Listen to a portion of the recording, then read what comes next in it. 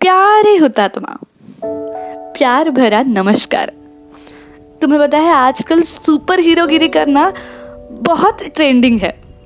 Hashtag war, hashtag bravery, इन शब्दों का हमारी सोशल मीडिया अकाउंट्स पर जोरों शोरों से चलन है।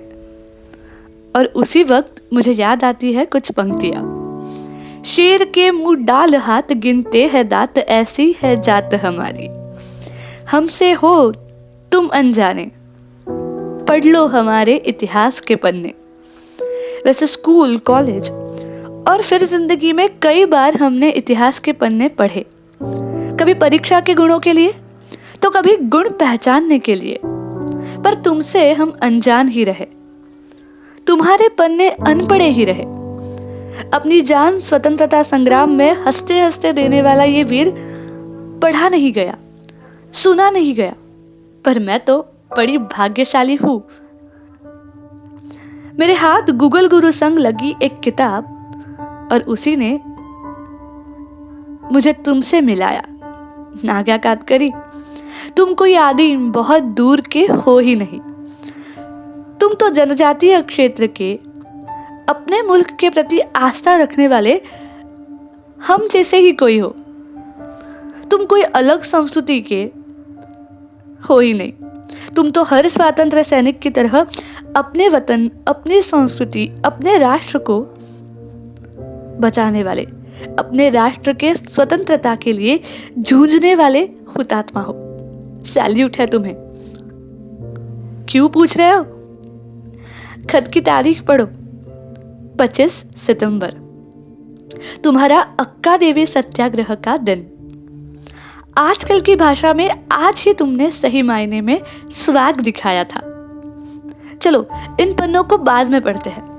पहले तुम्हें यह बताती हूँ कि मुझे तुम्हारे किन किन बातों ने प्रेरित किया। सुनोगे ना? नागा कातकरी, हम जरा देर से मिले हैं, पर कोई बात नहीं। ये अनपढ़े पन्ने आज मैं सबको पढ़ के सुनाऊंगी। तुम महान थे। मरने की कसम तुमने भी खाई थी, पर देश के लिए, अपने जंगल भूमि के लिए। सह्याद्री के पहाड़ों से घिरा रायगढ़ जिला, रायगढ़ जिले का चिरनेर गांव। 1910 में तुमने अपनी माँ और अपने पिता महादू के कोख जन्म लिया। बड़ा खुशहाल माहौल रहा होगा ना? तुम्हारी बहन ठकी तुम्हें अपनी गोद में लिए घंटों गाना गाती थी। तुम रोते थे तब तुम्हें गाना सुनाती थी। बह गया फाटीला बहना रड़त, रोए कहा। तुम्हारी आंखों में आंसू नहीं तो टिका सिर्फ एक सपना, अपने देश के, अपने जंगल भूमि के स्वतंत्रता का। तुम ठकी के गोद में पलते पलते बहुत जल्द बड़े हो गए, और बड़े होकर तुम्हारा निश्चय और भी दृढ़ हो गया। तुम अपने पिता महादू से झगड़ते थे, लड़ते थे सत्याग्रह के लिए, अपनी जंगल स्वतंत्रता के लिए। रान आपलाच आहा आणि आपलानाच चोरी, माने अपना ही जंगल और हमें ही रहने की चोरी। यह अन्याय गलत है, ऐसे तुम और तुम्हारी बहन ठकी सख्ती से कहते। वो तुम्हें मंजूर नहीं था। तुम आकड़ी गले में डाल निकल पड़ते थे सत्याग्रह के लिए। कहाँ से आई इतनी हिम्मत? कहाँ से जुटी? जंगल के पहाड़ों से की मन में पली वो कड़ी देशभक्ति से? किसने तुम्हें पत्थर के समान कठोर बनाया, निश्चल बनाया? महिला सशक्त होनी चाहिए, महिला की प्रगति बेहद जरूरी है। इन सब का प्रतीक है तुम्हारी बहन ठकी और उसके संग रहने वाली रामी बाई, नाकी बाई, जो उसी हिम्मत और जुनून के साथ उस सत्याग्रह में खड़ी थी। कातकरी समाज को उनका जंगल छीन कर शोषण करने वाले, उन्हें दारू, कष्ट के कई बुरे रास्तों में जाने के लिए मजबूर करने वाले जालिम सरकार को तुम्हें सबक सिखाना था, उसे जड़ से मिटाना था। स्वतंत्र भूमि का सपना तुम्हारे आंखों में हर रोज पलता था। उसके लिए तो तुम हथकड़ियां भी फूलों के समान अपने हाथों में बंधवाने के लिए तैयार थे। हौसला था तुम्हें, जुनून था। वंदे मातरम कहकर गांधी बाबा के बातों को दिल में समाये तुम निकल पड़े उस दिन सत्याग्रह के पथ पर। कातकरी समाज को बड़े ही कष्टों से गुजरना पड़ा। गरीब कातकरियों को कॉन्ट्रैक्टर, लुटेरे, मनोरक्षक सभी बड़े कष्ट देते। और तो और खेत से कुछ निकले ना निकले, पर साहूकार, सरकार अपना हिस्सा कातकरियों से जरूर मांगते। चारों ओर से सिर्फ अन्याय ही अन्याय था। कभी तो 2 वक्त का खाना भी नसीब नहीं होता, भूखे पेट रहना पड़ता था। अपनी चाचा की चोरी, अपने पिता की शराब, हर बात तुम्हें बहुत परेशान करती। तुम्हारी माँ अपने सिर लकड़ों की पूंजी ले बेचने जाती, वो भी बिक जाती क्योंकि उन लकड़ों को तुम बांध देते। तुम्हारी हिम्मत, तुम्हारा जज्बा कभी टूटा नहीं। उस परिस्थिति में भी तुम रोए नहीं, बल्कि तुमने सपना देखा सत्याग्रह का, जालिम सरकार को जड़ से उखाड़ने का, घर के छत से लेकर अपनी भूमि तक सबके आजादी का, स्वतंत्रता का। खून में ही आवाज उठाना था तुम्हारे। ऊंचे पहाड़ों में भी चढ़कर झंडा लहराने वाले नाम्या कातकरी के वंशज हो तुम। इतना ऊंचा पहाड़ था कि वो पौधा काटना पड़ा पर झंडा नीचे नहीं गिरा।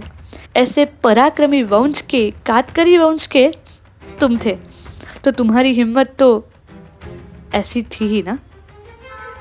नागा कातकरी, तुम वंदे मातरम कहकर उस दिन कोयता कुल्हाड़ निकल पड़े अक्का देवी के पहाड़ पर।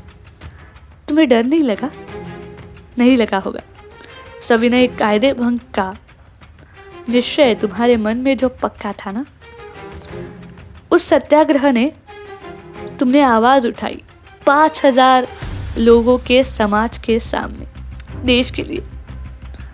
तुम तिरंगा निहार रहे थे, उस तिरंगे ने भी तुम्हें पूछा होगा हाउस द जोश, और तुम बोले होगे हाय सर, वंदे मातरम। वैसे रामीबाई, ठकीबाई तुम्हारे साथ थी ही। हमें पकड़ो ऐसे कौन कहता है, पर तुमने कहा। इंग्रज सरकार के आदेश पर चलने वाले पुलिस ऑफिसरों के पास सिर्फ 4 बेड़ियां थी, और इन बेड़ियों में तुम कहाँ समाने वाले थे नागा कातकरी? हम गोलियां नहीं चलाएंगे, ऑर्डर नहीं है, ऐसा कुछ तुम्हारे कानों पड़ा? पर क्या तुम्हें वो सच लगा होगा? क्या उन जालिमों पर विश्वास करना सही था? पर तुम डरना छोड़ो, हटना भी पसंद नहीं करते थे, क्योंकि तुम्हारे साथ तुम्हारे कई साथी थे। तुम्हारी बहन थी, कई कातकरी साथी थे, और साथ था एक नारा वंदे मातरम का। कुछ लोगों ने डांड पट्टा चलाया और वही रोकने के लिए अचानक से फायरिंग शुरू हो गई। गोलियों की बरसात हुई। मामलेदार ऑर्डर किसने दी ये देखने के लिए पीछे मुड़ा तो उस पर भी एक गोली चली और उसकी मौत हो गई। तुम तब भी निडर होकर भाई साहब गुप्ते, सखाराम पोवे, अपनी बहन ठकी को लेकर उस पुलिस अफसर को सबक सिखाने के लिए दौड़े।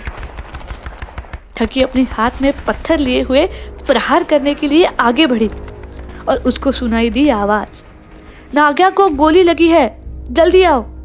वो डर गई, पर वो भी तो रणरागिनी थी। राह के प्लेट से गुजरती वो हिम्मत से आगे बढ़ी और फिर उसको सुनाई दी फिर से एक आवाज, नाग्या को जांघ में गोली लगी है, वो अपने पैरों से चल भी नहीं पा रहा, जल्दी जाओ। उसे सुकून मिला कि तुम जिंदा हो। फिर तुमने आवाज लगाई, माँ अठाहा, मैं इधर हूँ। फिर उसने तुम्हारे पास आकर तुम्हें जंगल के कुछ पत्तों को इकट्ठा कर तुम्हारे घाव पर लगाई। यहाँ गांव में मुर्दों के ढेर आके पड़ रहे थे। तुम्हारे बा महादू को लगा अब नाग्या जिंदा नहीं आएगा, पर तुम और तुम्हारी बहन जिंदा लौटे। पर उस दिन के बाद सबको डर था कि सभी सत्याग्रही को सरकार उठाकर जेल में जरूर डालेगा।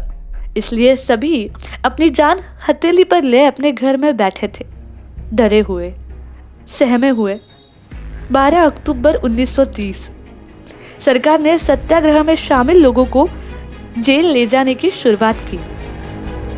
तुम्हें किसी की भी परवाह नहीं थी। सिर्फ तुम्हारे नजर के सामने तुम्हारी पत्नी तुलसी, नन्हा सा लड़का सोनिया, तुम्हारी माँ पिता को देख तुम्हारा दिल मचल उठता, पर तुमने हिम्मत नहीं हारी। तुम्हें जेल नहीं ले जाया गया, पर किस्मत के पन्ने ने अलग ही मोड़ दिया। तुम्हारे पिता कोर्ट जाके सरकार के पक्ष में बोले, क्योंकि सरकार के साथ रहे तो ही सुरक्षा मिलेगी। ये सब जानते थे, सब चुप थे। तुम जानकर भी कुछ नहीं कर पाए। अपने पिता से तुम नहीं लड़ सके। तुम्हारे पास ध्यान नहीं दिया गया, न तुम्हें डॉक्टर मिला न दवा। और अंधश्रद्धा से घिरे समाज में आए हुए चमत्कारी बाबा ने तुम्हारे जख्म पर अच्छे से इलाज किया ही नहीं। वो कर ही कैसे पाता। आखिर तुमने अपनी जान को अलविदा कह दिया। अपनी जंगल भूमि के न्याय के लिए लड़ते लड़ते तुम्हारी मौत हो गई। बाद में तुम्हारे पिता को पछतावा हुआ। और एक तसल्ली की बात तो चिरनेर के उस मामले का फैसला जनता के पक्ष में लगा। तुम्हारी लड़ाई सही मायने में पूरी हुई। पर क्या इतना ही काफी है? नहीं। नागा कातकरी तुम्हें सिर्फ स्तंभ, तुम्हारी याद में खड़े हुए स्मारक, इतना ही काफी नहीं लग रहा होगा, है ना? इस पीढ़ी और आने वाली हर पीढ़ी के मन में ये वीरता, सत्य के प्रति आग्रह, संस्कृति के, राष्ट्र के प्रति प्यार डाउनलोड करना ये बेहद जरूरी है ना? तुम अमर हो अपने कार्य से और हर दम रहोगे। चलो अब रुकती हूँ, बाय। तुम्हें न पढ़ने वाले पर अब पढ़ने की कोशिश करने वाले उस हर शख्स की प्रतीक।